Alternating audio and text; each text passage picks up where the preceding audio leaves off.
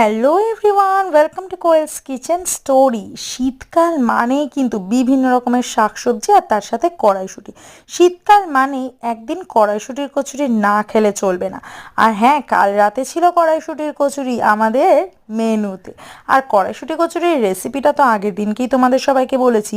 ভেতরে খালি কড়াইশুঁটির পুরটা দেখো, কি দুর্দান্তভাবে পুরটা ভরেছিলাম। পুরো সবুজ কড়াইশুঁটিগুলো দারুণ লাগছিল আর দারুণ ফ্লেভারফুলও ছিল। তার সাথে আছে কড়াইশুঁটি দিয়ে বানানো আলুর দম, ছোট্ট ছোট্ট নতুন আলু দিয়ে বানানো আলুর দম। আর একটা জিনিস যেটা ছিল সেটা হলো চিকেন কষা। কড়াইশুঁটির কচুরিটা দিয়ে চিকেন কষাটা খেতে যা লাগছিল দুর্দান্ত। কড়াইশুঁটির পুরটা এতটাই দেওয়া হয়েছিল না ভেতরে, যাতে কিন্তু শুধু শুধু কড়াইশুঁটি কচুরিটাও খেয়ে নেওয়া যায়।